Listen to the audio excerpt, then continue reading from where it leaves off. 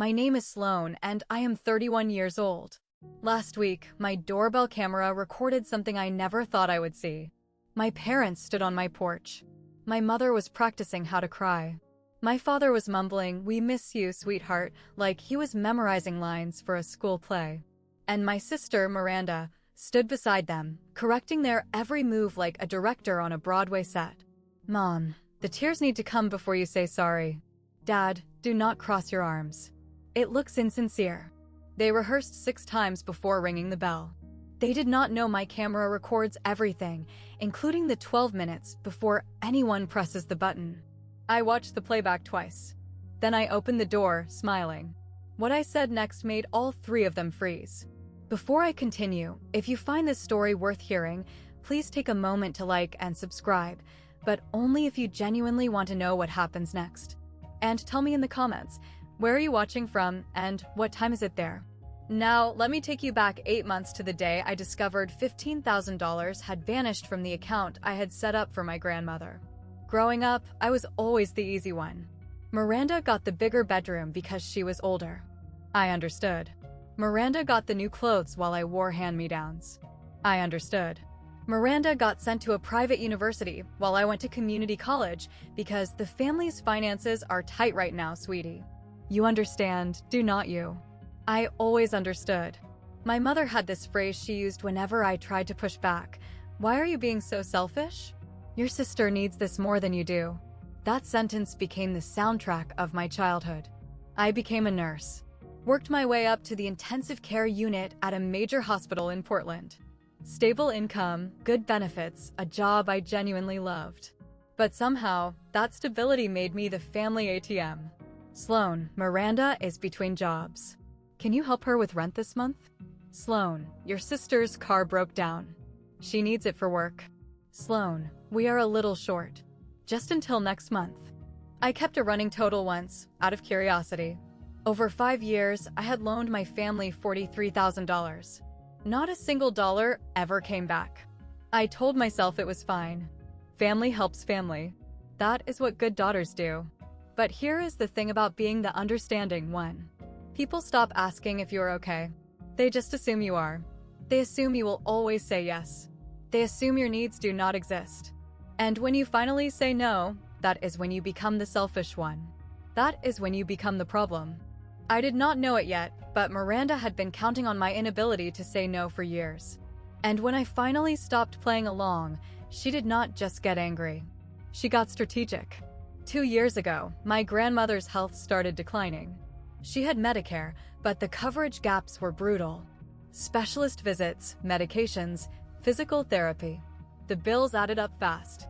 I suggested setting up a joint savings account, me and Miranda contributing together to help cover our grandmother's expenses. A family effort. "Great idea," Miranda said. "We will both put in what we can." I deposited $500 every month, like clockwork. For 2 years. $12,000. One evening, I logged in to check the balance before my grandmother's cardiology appointment. $847. I stared at the screen. Refreshed the page. Checked again. $847. My hands were shaking when I called Miranda. "Oh, that," she said, her voice breezy. "I moved it into an investment opportunity. Real estate. It will double in 6 months, I promise." "You took money meant for Grandma's medical care." "I did not take it. I invested it." "God, Sloane, do not be so dramatic." I drove to my parents' house that night. I thought they would be horrified. I thought they would demand Miranda return the money. Instead, my mother looked at me with that familiar disappointment. "Why are you trying to embarrass your sister in front of the family? She stole from Grandma's medical fund. She made a business decision. You are overreacting." My father sat in his armchair, silent. He would not even look at me. I left that night knowing something had fundamentally broken. Not just my trust in Miranda, but my belief that my parents would ever choose me. I blocked all 3 of their numbers the next morning. 8 months of silence. 8 months of peace. Until 3 weeks ago, when someone rang my doorbell. Those 8 months were the first time I had slept through the night since I was 18. I rented a small apartment in a quiet neighborhood. Nothing fancy. Just a one-bedroom with a tiny balcony where I kept my plants. Pot hose. Snake plants. A fiddle-leaf fig I was determined not to kill. My coworkers noticed the change. "You seem lighter," my friend Priya said during a night shift. "Like someone took a weight off your shoulders." She was not wrong. No more Sunday dinners where Miranda's accomplishments were celebrated while mine were ignored. No more quick favors that cost me hundreds of dollars. No more being the family doormat. I installed a doorbell camera when I moved in, just for safety. A woman living alone. You know how it is. I liked being able to see who was at my door before opening it. The only person I truly missed was my grandmother. I tried calling her a few times, but Miranda was always coincidentally there. "Oh, Grandma is napping. She is not feeling well today. I will tell her you called." Grandma never called back. I suspected she never got my messages. Her 75th birthday was coming up. October 15th. I had been counting the days, trying to figure out how to see her without walking into Miranda's orbit. Then I got a text from a number I did not recognize. "Sloane, sweetheart, it is Grandma using the neighbor's phone. My 75th birthday party is October 15th. I want you there. I have something important to tell the family. Please come. I love you." I read that message 12 times. She wanted me there. But I knew Miranda would be there too. I had not decided what to do when, 3 days later, my doorbell rang. The notification popped up on my phone, motion detected at front door. I opened the camera app, expecting a delivery driver or a neighbor's lost dog. What I saw made my stomach drop. My mother, my father, and Miranda standing on my porch. My first instinct was to pretend I was not home. Let them ring the bell. Wait. Leave. Simple. But something made me keep watching. They were not ringing the bell. They were just standing there, talking. I turned up the volume. "Need to look genuinely sorry," Miranda was saying. She had her phone out, checking something on the screen. "Mom, practice the tears again." My mother dabbed at her eyes with a tissue. "Like this. More natural. Do not wipe so fast. Let them fall." My father cleared his throat. What was my line again? "We miss you, sweetheart. Please come home." Miranda's voice was clinical. Directing. "Say it slower. More emotion." My father tried again. "We miss you, sweetheart. Please come home." Better. But unfold your arms. You look defensive. I watched this for 12 minutes. 12 minutes of my mother practicing how to cry, my father memorizing his lines, my sister correcting their timing, their expressions, their body language. "Remember," Miranda said finally. "The goal is to get her to Grandma's birthday. We do not actually have to mean it. We just need her to think we are sorry." My mother nodded. "Got it." My father nodded. "Got it." Miranda smiled. "Perfect. Now ring the bell." I saved the video, backed it up to the cloud. Then I sat on my couch, heart pounding, and made a decision. I was going to answer that door, but not the way they expected. The doorbell rang. I gave myself 30 seconds. Breathed in. Breathed out. Checked my reflection in the hallway mirror. Then I opened the door with a smile. My mother's performance started immediately. Her eyes welled up, right on cue. "Sloane, baby, we have missed you so much." "Mom," I said calmly. "How many times did you practice that?" She froze mid-sob. My father's rehearsed line died in his throat. Miranda's composure cracked for exactly half a second. I saw it. That flash of panic in her eyes before she recovered. "What are you talking about?" I pointed to the small device mounted beside my door. "That is a doorbell camera. It records 24/7. I paused, including the 12 minutes before you rang the bell. Silence. My mother's fake tears stopped instantly. My father looked at the ground. Miranda's jaw tightened. I watched the whole thing. I continued, keeping my voice steady. The crying practice. The line memorization. The director's notes. I tilted my head. "We do not actually have to mean it. We just need her to think we are sorry." "That was you, was it not, Miranda?" She started to speak, but I was not finished. "So here's my question." I leaned against the door frame, arms crossed. "What do you actually want?" Because clearly it is not reconciliation. Miranda recovered fast. "I will give her that." "You are recording your own family?" That is a violation of privacy. This is my property. I have every right to record my own front porch. You have changed, Sloane. You have become so cold. I almost laughed. I have become someone who does not fall for performances anymore. There is a difference. My father finally spoke, his voice weak. Your grandmother's 75th birthday is next week. She wants you there. I know, I said. She texted me. So you will come? I looked at all three of them. I will come for Grandma. Not for you. Miranda's eyes narrowed. She was not used to losing control of a situation. If you are coming to the party, she said, we should arrive together. Show Grandma that the family is united. No, Sloane. I will arrive on my own. When the party starts. Not before. My mother stepped forward, her performance abandoned now, replaced by something sharper. You are being unreasonable. How will it look if you show up separately? People will ask questions. Then let them ask. Your grandmother is turning 75. This might be her last. My mother caught herself. Recalibrated. This is important to her. She wants her family together. And I will be there. Just not on your terms. Miranda's phone buzzed. She glanced at the screen, and something flickered across her face. Tension. Worry. I have to take this. She stepped away from the porch, turning her back to us. I heard fragments. Tyler, I told you I am handling it. No, she has not agreed yet. I know the deadline is. I could not hear the rest. But I heard enough. Deadline. When Miranda returned, her composure was thinner. Cracks showing beneath the surface. What deadline? I asked. None of your business. Interesting. I smiled. Because you are standing on my porch asking me for favors. Seems like some things are definitely my business. My mother jumped in quickly. Let us focus on the birthday. Saturday at Grandma's house. 2 o'clock. I will be there at 2. And you will not cause any scenes. I smiled the same calm smile I had given them when I opened the door. I am not the one who stages scenes, Mom. Remember? They left without another word. I watched them drive away, then went back inside and replayed the camera video one more time. Something was going on with Miranda. Something bigger than wanting me at a birthday party. And I was going to find out what. That night, I could not sleep. Not because I was upset. I had made peace with my family's dysfunction months ago. But Miranda's phone call kept replaying in my head. I am handling it. The deadline. What deadline? For what?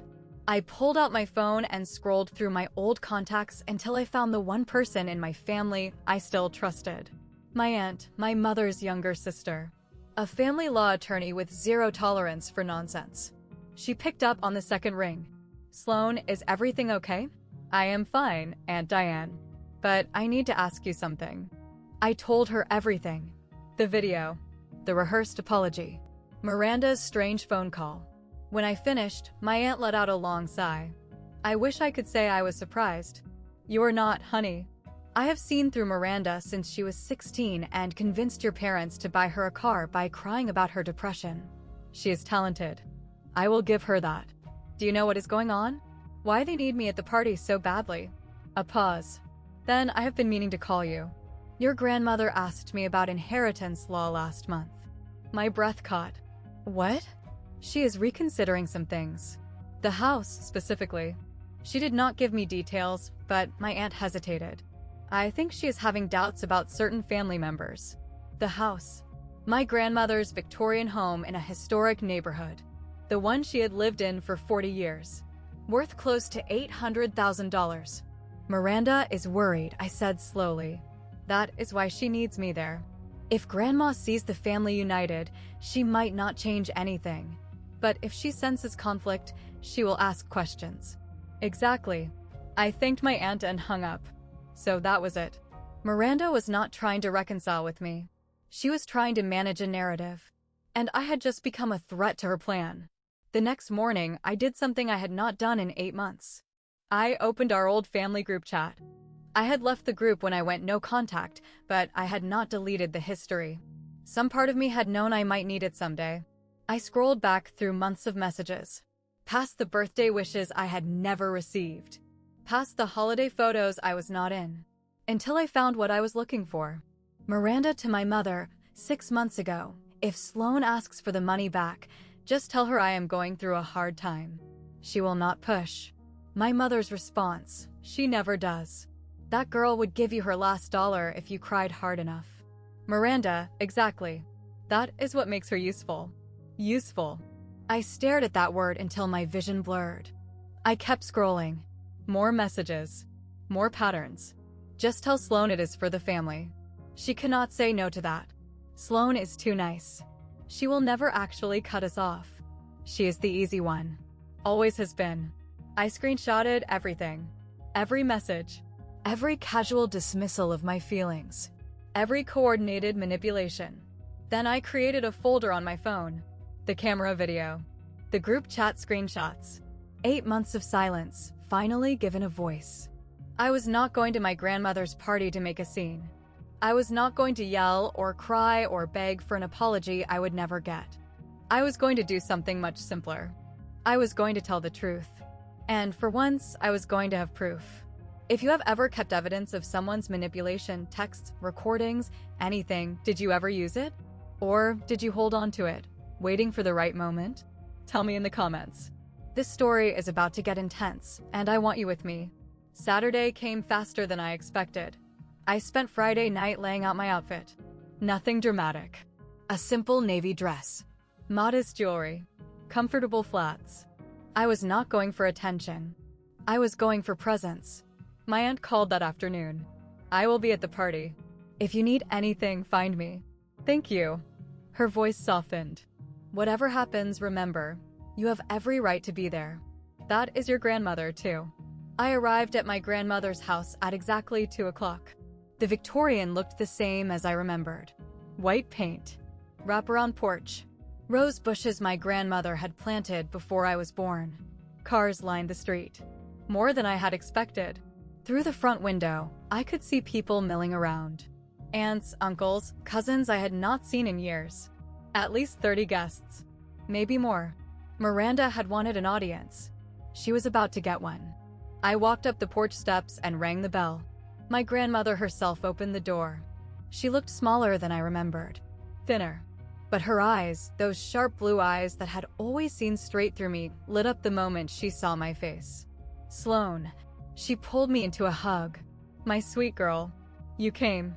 Of course I came, Grandma. I would not miss this. Over her shoulder, I saw Miranda watching from the living room. She had a champagne glass in her hand and a smile that did not reach her eyes. My mother stood beside her. My father was by the fireplace, looking uncomfortable. Come in, come in. My grandmother took my hand. I have a seat saved for you. She led me through the house, past the curious stares of relatives, past my parents' forced smiles, to a chair beside hers.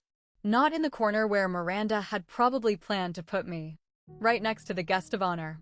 The message was clear. The party unfolded around me in a blur of small talk and hors d'oeuvres. A cousin asked about my job.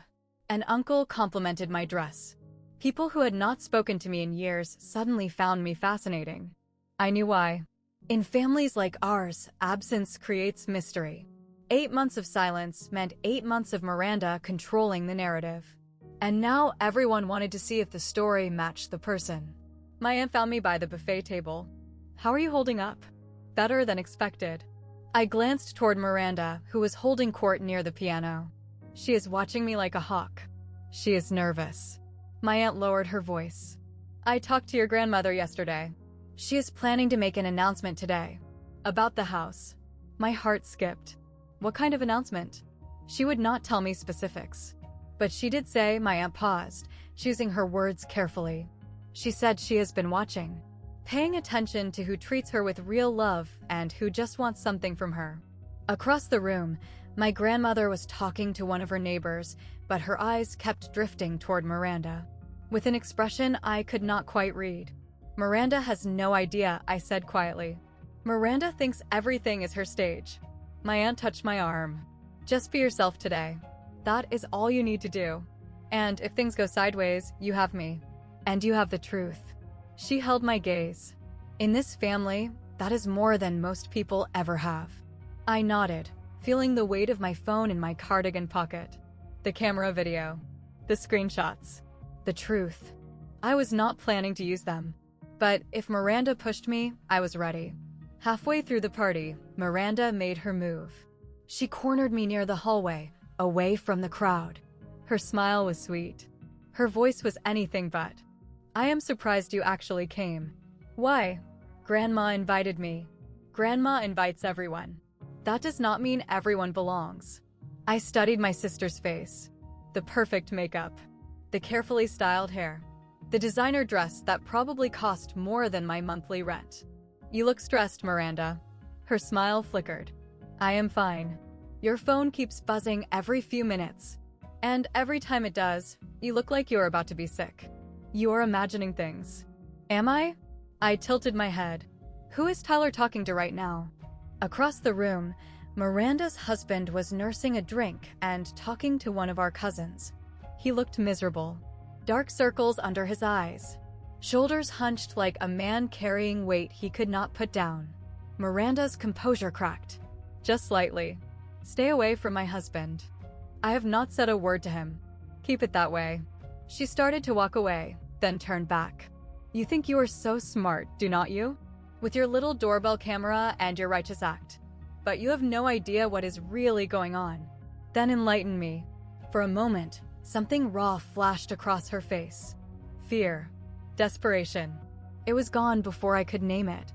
Just do not ruin this, she said quietly. For Grandma's sake. I am not here to ruin anything, Miranda. I am here for Grandma. Period. She searched my face for something, a tell, a crack, and found nothing. Fine, she said finally. Just stay out of my way. She walked back to the party, spine straight, smile restored. But I had seen it now. The cracks beneath the surface. Something was very, very wrong. The backyard was beautiful. String lights wove through the old oak trees.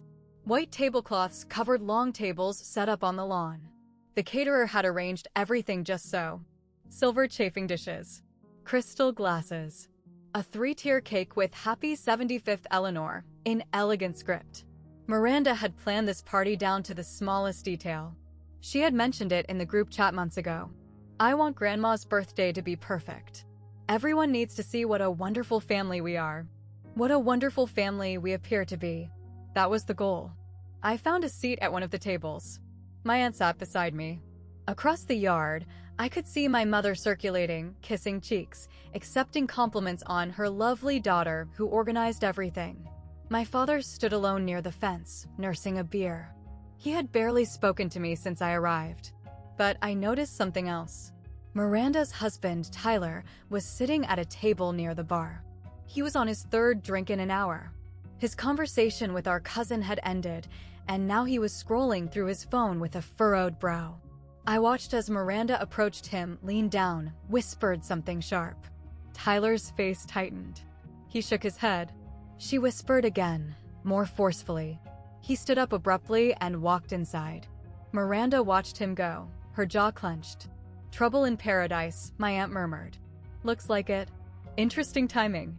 Before I could respond, a clinking sound cut through the chatter.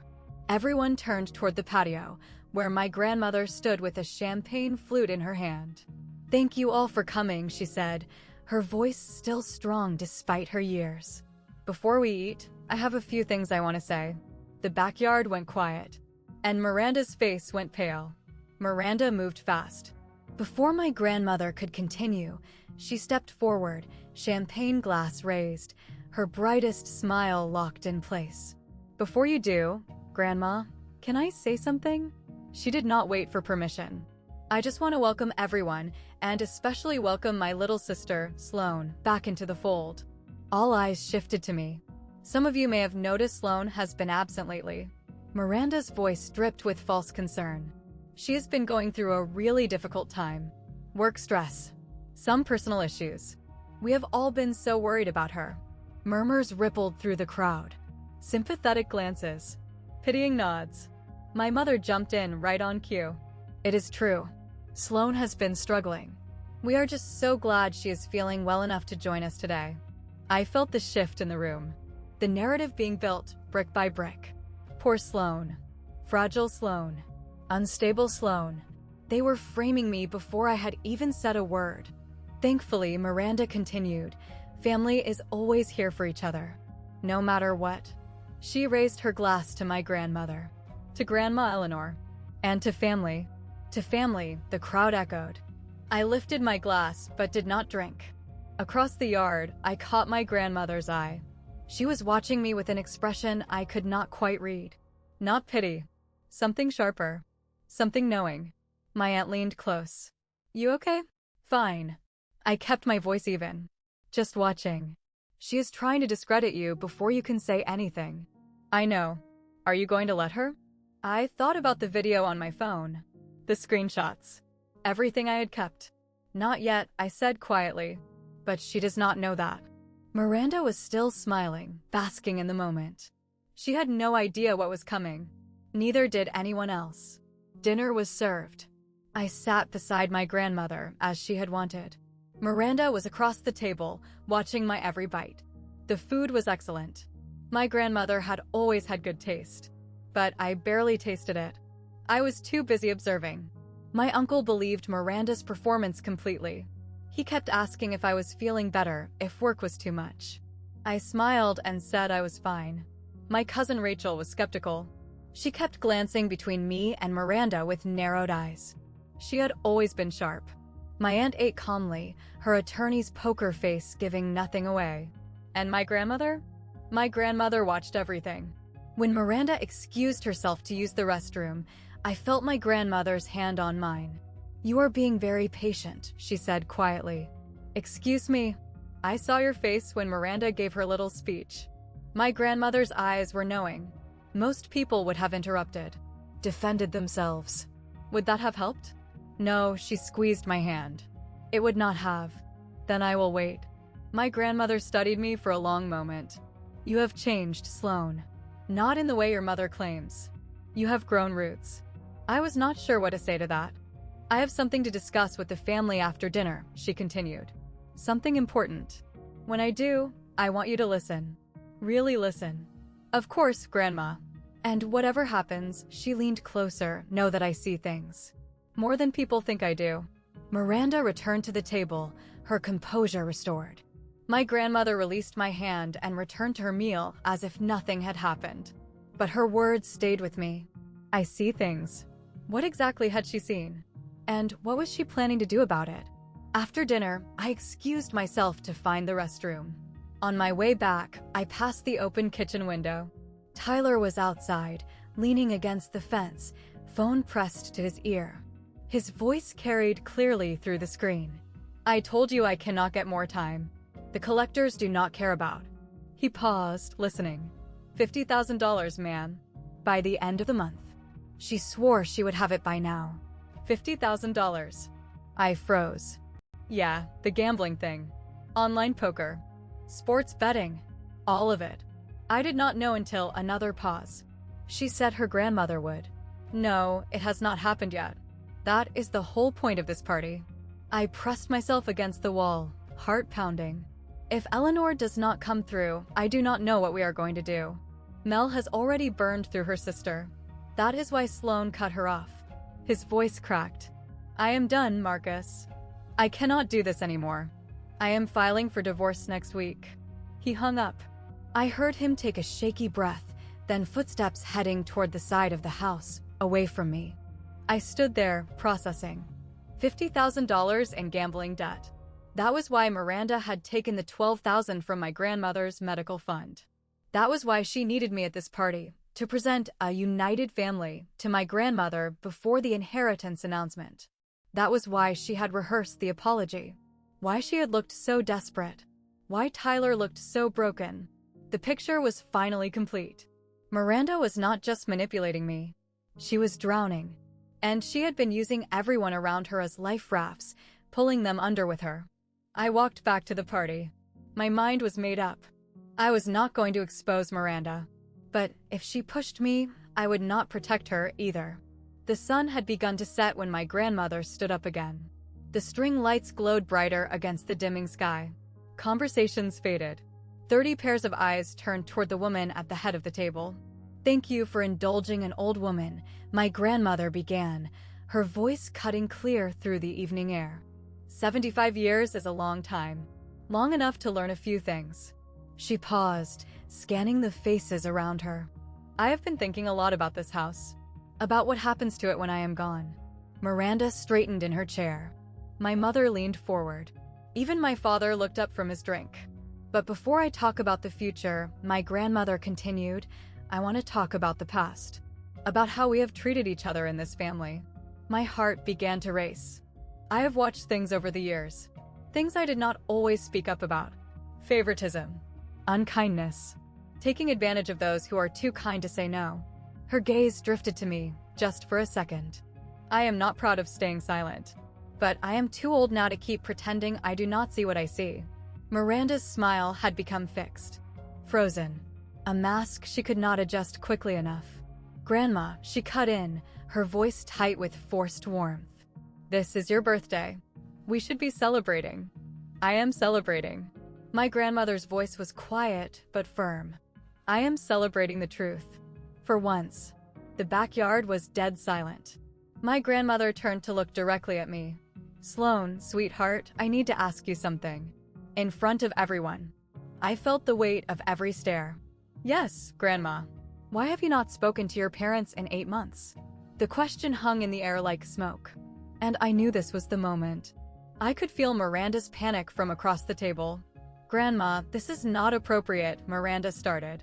I did not ask you, Miranda. My grandmother's voice was still wrapped in silk. I asked Sloane. 30 people watching. Waiting. I took a breath. I stopped talking to them because of the savings account, Grandma. The one I set up to help with your medical expenses. Whispers rippled through the crowd. I contributed every month for 2 years. $500. $12,000 total. I kept my voice steady. When I checked the balance 8 months ago, almost everything was gone. My grandmother nodded slowly. And what happened to the money? Miranda took it. She said it was an investment opportunity. I looked at my sister. When I confronted her, Mom and Dad accused me of trying to embarrass the family. They told me I was being selfish. I paused. So I left. The silence that followed was deafening. My mother found her voice first. Sloane, this is not the time or place. Linda. My grandmother's single word stopped her cold. But she is twisting everything. Is she? My grandmother turned to Miranda. Did you take the money? Miranda's composure finally cracked. Tears, real ones this time, welled in her eyes. Grandma, you do not understand. I was trying to grow the money. For your benefit. Sloane is exaggerating. She always does. $12,000. Yes or no? Miranda's mouth opened. Closed. Opened again. I was going to pay it back. A collective gasp went through the crowd. My grandmother closed her eyes for a moment. When she opened them, they were wet, but her voice was steady. Thank you for your honesty, Sloane. She turned to face the entire gathering. And now you all know why I have reconsidered some things. Miranda's face went white. What things, Grandma? My grandmother did not answer. She did not have to. Miranda pivoted fast. This is exactly what I was afraid of. Her voice shook, performing perfectly. Sloane came here to sabotage me. To turn everyone against me. Miranda, my mother tried. No, Mom. Everyone needs to hear this.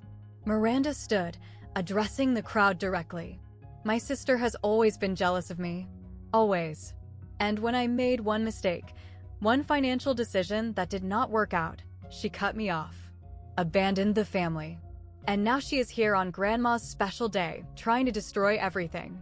Some of the older relatives shifted uncomfortably. They wanted to believe her. It was easier than accepting the alternative. I am not trying to destroy anything, I said calmly. I just answered Grandma's question. With lies. Is it a lie that you took the money? I told you I was going to pay it back. With what, Miranda? The question landed like a punch. She had no answer. Because we both knew the truth. There was no money. There never had been. Tyler suddenly stood up from his chair. Everyone turned. His face was red from alcohol, from shame, from something that had been building for too long. Tell them, he said quietly. Miranda went rigid. Tyler, sit down. Tell them, Mel. Or I will. Tyler. $50,000. His voice cracked. That is how much she owes. Gambling debts. Online betting. She has been lying to all of you for years.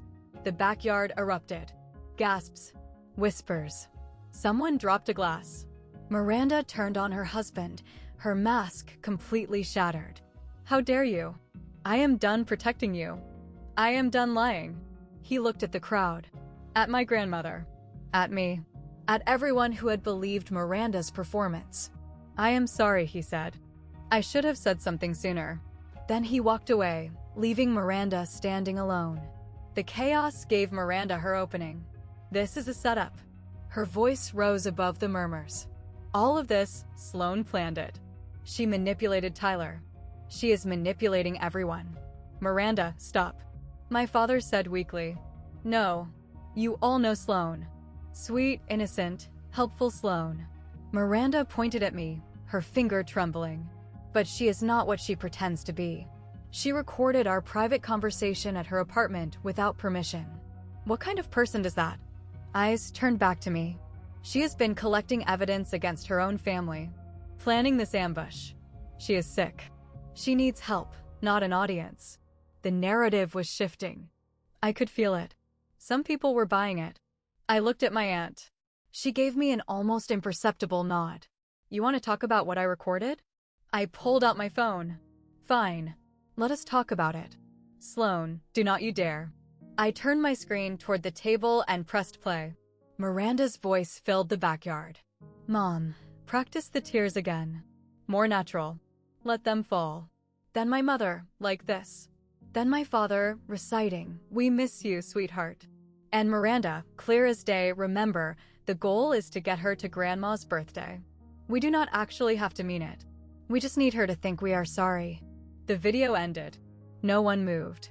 My grandmother's face was unreadable. My mother had gone ghost white. My father was staring at the ground like he wished it would swallow him. That is, Miranda's voice came out strangled. That is edited. She edited it. Ring camera footage has embedded metadata. My aunt's voice cut through like a blade.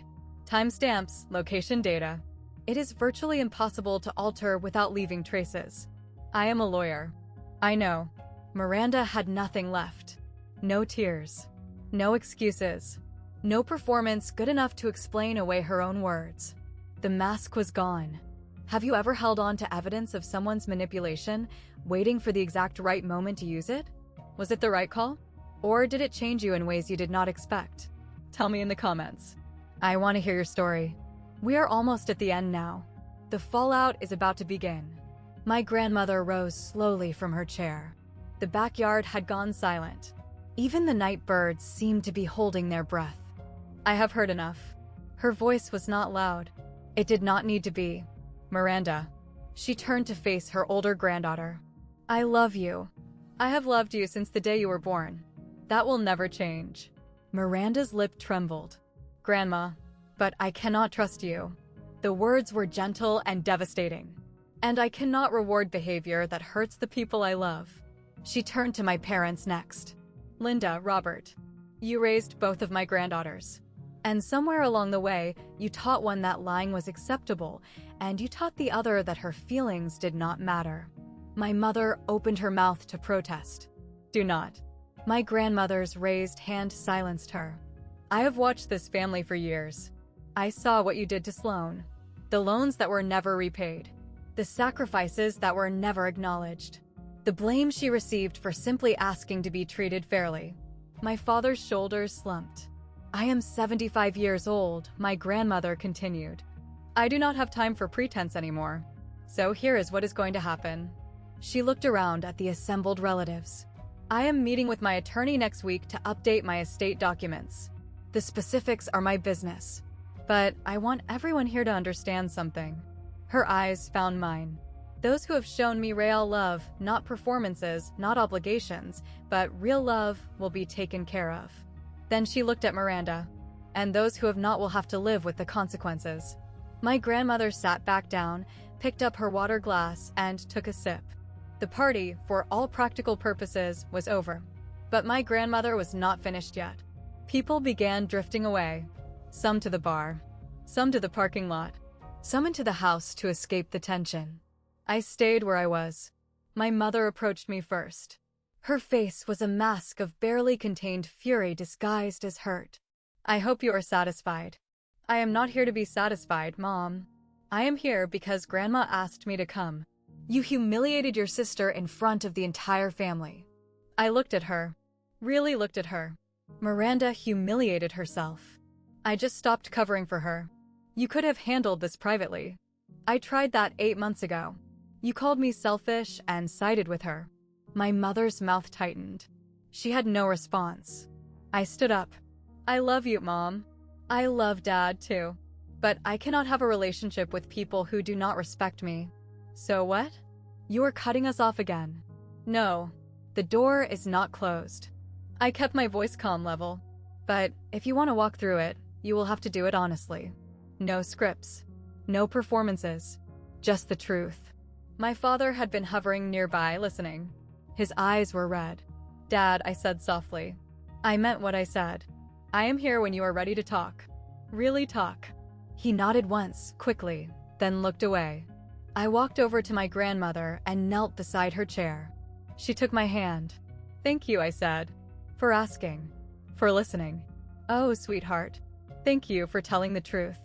She squeezed my fingers. It takes courage to be honest in a family that prefers comfortable lies. I hugged her longer than usual. Tighter than usual. Happy birthday, Grandma. Best gift I have received in years. Her eyes sparkled with tears. Having you back. I was not back. Not really. But I was not gone either. I found Miranda by the rose bushes. She was standing alone, mascara smeared, champagne glass empty. The party continued around her, but no one approached. People who had praised her organizing skills an hour ago now gave her a wide berth. I did not plan to talk to her, but she saw me passing and spoke first. Happy now? I stopped. No, not happy. Could have fooled me. Her laugh was bitter. You got everything you wanted. What I wanted was for you to return $12,000 meant for Grandma's medical care. God, you are still on that? You asked what I wanted. That is my answer. She stared at me. The mask was completely gone now. Just exhaustion.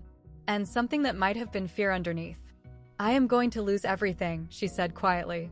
Tyler is leaving. The debt collectors are circling. And now Grandma.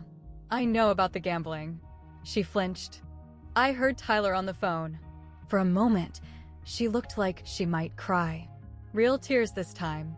I did not mean for it to get this bad, her voice cracked. It started small. A few bets. Then I could not stop. And I kept thinking if I could just win big once. But you did not. No, I did not. We stood there, sisters separated by a lifetime of choices. Get help, Miranda. Real help. Not a scheme. Not another lie. Like anyone is going to help me now. Gamblers Anonymous. Therapy. Something. I held her gaze. You are not going to con your way out of this one. She did not respond. I left her there among the roses. As I walked back toward the house, I heard raised voices. Tyler and Miranda arguing near the cars. I told you I was done. You cannot just leave me. I did not look back. Some wreckage is not yours to salvage. 1 week later, the dust was still settling. My phone had been busy. Texts from relatives I had not heard from in years. My aunt apologizing for believing Miranda's version. My cousin saying she had always sensed something was off. My uncle admitting he had been wrong to pity me. Everyone had an opinion now that the truth was out. My aunt kept me updated on the broader fallout. Tyler filed for divorce 3 days after the party. He had been documenting Miranda's gambling for months, apparently building a case. He sent me a message through my aunt. I am sorry I did not say something sooner. I was ashamed. I understood shame. It makes cowards of people who might otherwise be brave. Miranda unfriended half the family on social media. The other half unfriended her. Her real estate website went dark. Whether she had lost her license or simply could not face the world, no one knew. My mother called me once. Just once. I do not know what you want me to say, Sloane. Neither do I, Mom. A long pause. I need time to process all of this. So do I. She hung up without saying goodbye. But she had not yelled. Had not blamed me. Maybe that was progress. Maybe it was just exhaustion. My father sent an email. 3 sentences. Sloane, I love you. I am sorry. When you are ready, I will be here. I stared at those words for a long time. 31 years of silence, and suddenly 3 sentences. It was not enough, but it was something. I saved the email. Did not respond. Not yet. Some doors need to stay open, even if you are not ready to walk through them. And some doors need to stay closed until the people on the other side prove they have changed. I was learning to tell the difference. Sunday afternoon. My grandmother's house. Just the 2 of us. We sat in her garden, the same rose bushes blooming in the October sun. She had made tea Earl Grey, my favorite, and set out shortbread cookies on her mother's china. You look rested, she said. First time in years, honestly. She nodded, understanding more than I had said. I met with my lawyer on Tuesday, she mentioned casually, sipping her tea.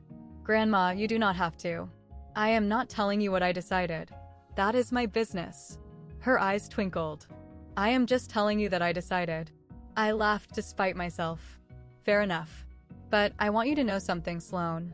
She set down her cup. You did not do this for the house. I know that. Of course not. Some people would have. Some people did. She smiled wryly, not naming names. But you came to my birthday because I asked you to. You told the truth because I asked you to. And you would have done both those things, even if I had nothing to leave anyone. I felt tears prick at my eyes. You are the only person in this family who has never asked me for anything. My grandmother reached across and took my hand. Do you know how rare that is? How precious. I just wanted to spend time with you. I know, sweetheart. That is exactly my point. We sat in comfortable silence, watching the bees drift between the roses. Come for dinner next Sunday, she said finally. And the Sunday after. And every Sunday you can manage. I would like that. Good. Because I am 75, and I plan to spend whatever time I have left with people who love me for me. She squeezed my fingers. Not for what I can give them. Deal. For the first time in years, I felt like I had a family. A small one. But real. The text came 2 weeks after the party. Miranda's name on my screen. I had unblocked her number, not out of forgiveness, but curiosity. Are you happy now? You ruined my life. I stared at the message for a long time. Then another came. Tyler left. Did you know that? Of course you knew. You probably helped him. I did not respond. Grandma will not return my calls. Mom and Dad are barely speaking to me. Everyone in the family looks at me like I am a criminal. Still nothing from me. This is what you wanted, is not it? Poor little Sloane. Always the victim. Now everyone feels sorry for you. My thumbs hovered over the keyboard. Part of me wanted to respond. To defend myself. To explain. To try one more time to reach the sister I had once loved. But I knew better now. Nothing I said would change anything. Miranda was not texting to reconcile. She was texting to unload her guilt onto me. To make me the villain in her story, so she would not have to be. One more message appeared. The house should have been mine. I am the oldest. I have done everything for this family. And you come in with your little video and take it all away. There it was. The house. The inheritance. The thing she had been worried about all along. She still thought this was about money. She still did not understand. I blocked her number again. Set my phone down. Looked out the window at the rain streaking down the glass. My sister was drowning in a hole she had dug herself. And she wanted me to jump in after her. Not this time. Not anymore. Some people you cannot save. Some people do not want to be saved. They just want company in the wreckage. That night, I sat in my apartment with a cup of tea and the silence I had earned. The fiddly fig was thriving 3 new leaves since I had gone no contact. I like to think it had sensed the change in me. The weight lifting. The air clearing. I thought about everything that had happened. The video. The party. The reveal. Some people would call what I did revenge. But it did not feel like revenge. It felt like exhaling. Like finally being allowed to tell my side of the story. For years, I had swallowed my hurt to keep the peace. I had believed that loving someone meant enduring whatever they did to you. That family was a word that erased all accountability. I was wrong. Love is not silent suffering. It is honesty. It is respect. It is choosing each other not out of obligation, but because you genuinely want to. Miranda never chose me. She used me. And my parents let her. That was not love. That was convenience. I thought about the girl I used to be. The one who flinched at the word selfish. The one who gave and gave and gave until there was nothing left. She is still part of me. Probably always will be. But she is not in charge anymore. I am. And this version of me, the one who says no, who keeps receipts, who refuses to be a doormat, she is the one I am learning to love. Not because she is perfect. Not because she got revenge. Because she finally stopped abandoning herself for people who did not deserve her loyalty. Outside, the rain continued to fall. Soft, steady, cleansing. I finished my tea and went to bed. Tomorrow, I had work. And Sunday, I had dinner with my grandmother. That was enough. For the first time in my life, that was more than enough. 1 month later, life had found a new rhythm. Work at the hospital. Dinners with my grandmother every Sunday. Walks through the neighborhood on my days off. Therapy every other Thursday, something I had finally started after years of telling myself I was fine. I was not fine. Not completely. Maybe no one ever is. But I was learning. Growing. Healing. My grandmother and I had fallen into an easy routine. Tea in her garden. Stories about her childhood. Questions about my life that she actually listened to the answers of. She never told me what was in the updated will, and I never asked. It was not about that. It never had been. My father emailed me again last week. Longer this time. I have been thinking about what you said about honesty. I do not know if I am ready to have that conversation yet, but I want you to know I am trying. I joined a support group for parents who have damaged relationships with their adult children. I am learning things I wish I had understood years ago. I love you. I cried when I read it. Then I wrote back. That means more than you know. I love you too. I am here when you are ready. My mother has not reached out again. Maybe she will. Maybe she will not. I have made peace with both possibilities. And Miranda? Last I heard, she had enrolled in Gamblers Anonymous. Tyler told my aunt during the divorce proceedings he wanted me to know. I hope it helps. I genuinely do. But she is not my responsibility anymore. My responsibility is to myself, to the life I am building, to the boundaries I am learning to hold. The door is not locked, but it is not wide open either. It is exactly where it needs to be. And so am I. After everything settled, I spent a lot of nights thinking about one question. Why? Not, why did they do this to me? That is a victim's question, and I was done being a victim. I meant, why does this happen? Why do families like mine exist? Here is what I figured out. My sister is not evil. I know that is hard to believe, given everything I have told you. But Miranda did not wake up one day and decide to become a manipulator. She grew up being told she was special, the golden child, the one who would succeed. And when reality did not match those expectations, when her business struggled, when the gambling spiraled, when her marriage cracked, she did not have the tools to cope. So she performed, because that was all she knew. Psychologists call it narcissistic adaptation. When your entire sense of worth depends on looking successful, you will do anything to maintain that image, even if it means using the people who love you. I am not excusing her. Understanding someone is not the same as forgiving them. But understanding helps me stop waiting for an apology that will never come. And my parents? They were not monsters either. They were scared. My mother was terrified of conflict, of being judged by the extended family, of facing the truth about her perfect daughter. My father was terrified of everything. Easier to go along with my mother. Easier to stay quiet. Easier to let someone else take the fall. Fear makes people small. It makes them choose comfort over justice. I get it. I was scared too. Once. Scared of being called selfish. Of being the difficult one. Of losing the family I thought I needed. Here is what I have learned. Some fears are worth facing. And some family is only worth what it costs you to keep. If any of this sounds familiar, if you're the easy one in your family, the peacekeeper, the one who always understands, I want you to know something. Being kind is beautiful. But kindness without boundaries is just self-abandonment dressed up as virtue. You are allowed to say no. You are allowed to keep receipts. You are allowed to love people and protect yourself from them. These things are not contradictions. They are survival.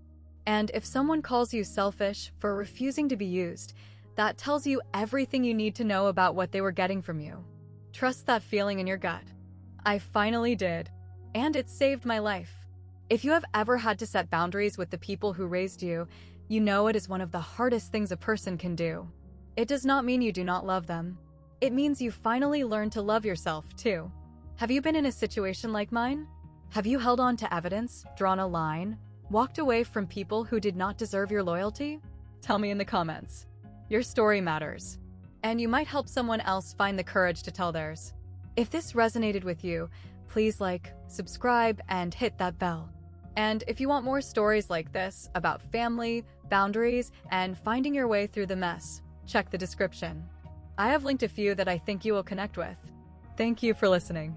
Thank you for being here. And thank you for believing that the truth is worth telling.